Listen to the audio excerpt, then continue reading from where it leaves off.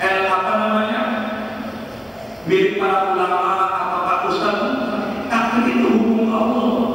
Takdir itu adalah hukum Rasul yang harus kita sampaikan kalau memang kita mendapatkan kenyataan-kenyataan dari seseorang yang terbukti ketakdirannya dan gunakan awalnya perkara-perkara yang menyebabkan kalau dia melakukan ketakdiran tidak bisa dikabulkan, sudah hilang, maka kita harus memfokus bahwa mereka itu kafir dengan maksud supaya mereka kemudian cepat bertaubat dan kembali kepada jalan yang benar, tidak tetap berada pada kekafiran.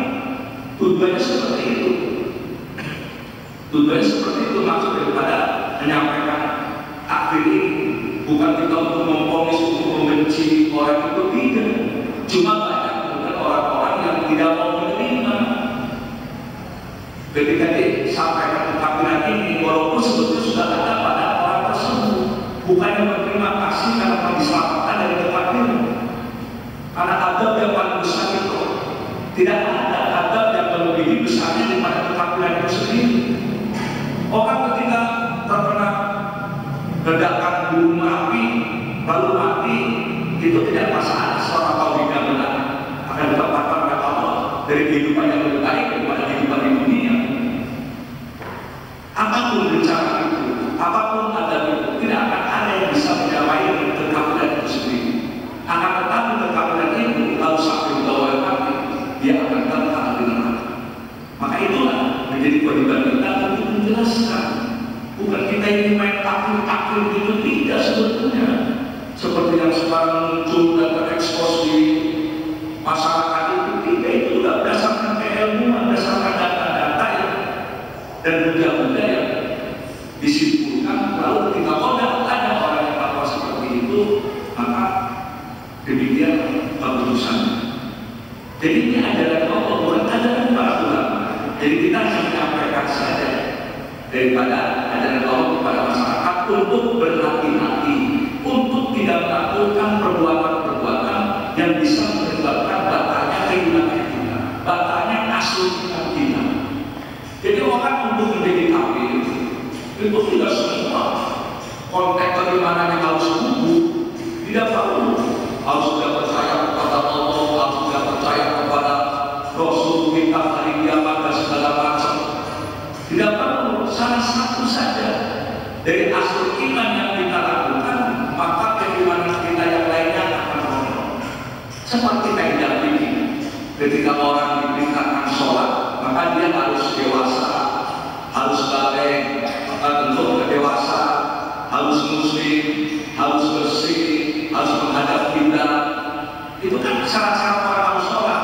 Tapi satu saja batal, yaitu bentuk, maka berubah untuk persyaratan hidupnya dan dia tidak boleh sholat.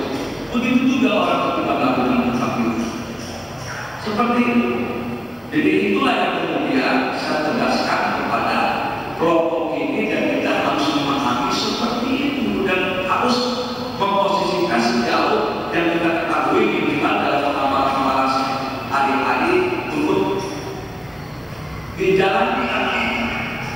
Sebagaimana sikap kita kepada orang kafir pada umumnya, kan tidak mungkin kita sholat di belakang orang kafir, karena sholat orang kafir kan tidak diterima.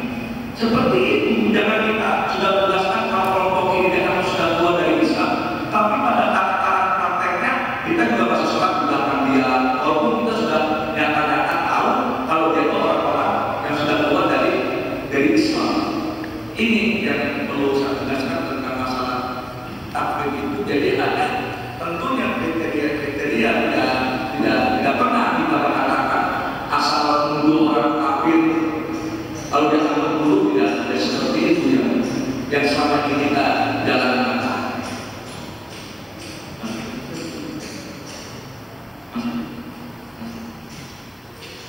Itu banyak ini yang saya kira sekelumit atau sepintas mengenai kelompok yang kita bahas ditinjau dari akidah. Karena polis orang itu sebetulnya persoalannya pada persoalan tauhid, pada persoalan akidah, bukan yang lain-lainnya. Karena akidah inilah yang bisa membedakan orang ini muslim, orang ini kafir. Kalau kita lihat dari aspek lainnya tidak beda, tidak mungkin apapun dijalankan oleh yang tidak tahu yang kelompok mereka, karena ada Buddhis, ya kan, apa namanya, ada Devon, gitu kan. Kemudian bajunya juga di atas mata kaki, hampir tidak beda, sama ini bid'ah itu dan lain sebagainya. Tetapi kalau dicermati secara mendalam ada perbedaan yang sangat mencolok. Dan di sini banyak orang yang tertipu, banyak orang yang tertipu, anggap ini sama-sama padahal jauh antara langit dan bumi, seperti itu. Dan itu bisa dipelajari secara seksama, dan anak ini bukan ngomong masalah-masalah atau asbun, tidak seperti itu. Makanya kita kan ingin bergaul dari dahulu secara baik-baik, tetapi mereka selalu menolak dan menolak. Hanya sulit kalau menggunakan kepada mereka.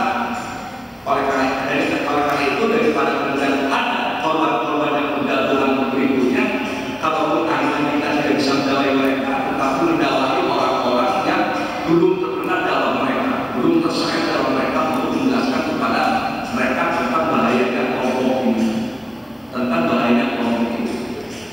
Yaitu persoalan tentang takdir daripada kelompok ini, dan kita bisa rujuk. Jadi jelas dan pasti, siapapun yang kemudian mengaku salah tidak masuk dalam kelompok itu, maka polisi ini tetap berlaku.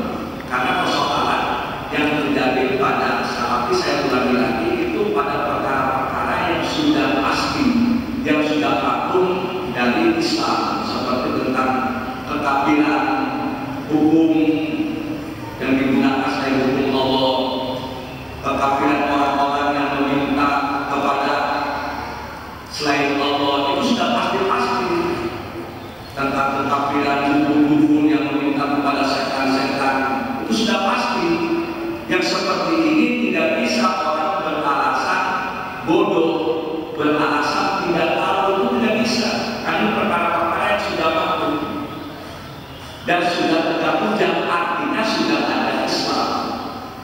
Ada 3 kelompok yang tidak bisa ketika melakukan kekafiran tidak bisa dikafirkan, tetapi ada udur, yaitu pertama adalah kelompok yang tidak terakses oleh dakwah, hanya dia tinggal di satu kedalaman yang tidak sampai dakwah kepada mereka.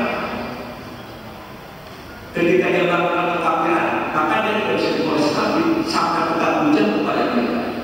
Dan juga perlu ditekankan, itu beda antara tegak hujah dengan paham hujah. Tegak hujah itu adalah adanya Islam itu sendiri. Kalau ada di satu kampung, sudah ada Islam di situ. Tapi itu orang bodohnya setengah mati, lalu minta kepada pemuda tentang orang ini dikafirkan, walaupun dia sebetulnya tidak paham tentang Islam. Karena beda antara tegak hujah dengan paham Islam. Kalau paham Islamnya kita harus belajar. Makanya kan kalau mengatakan orang-orang kafir apa paham Al-Quran, kan tidak paham. Kenapa Allah kafirkan dia? Mestinya kan kalau tidak paham tidak boleh dikafirkan. Tapi kalau mengkafirkan, ya karena sudah tetap hujah, ada Islam pun sudah berada di tengah-tengah orang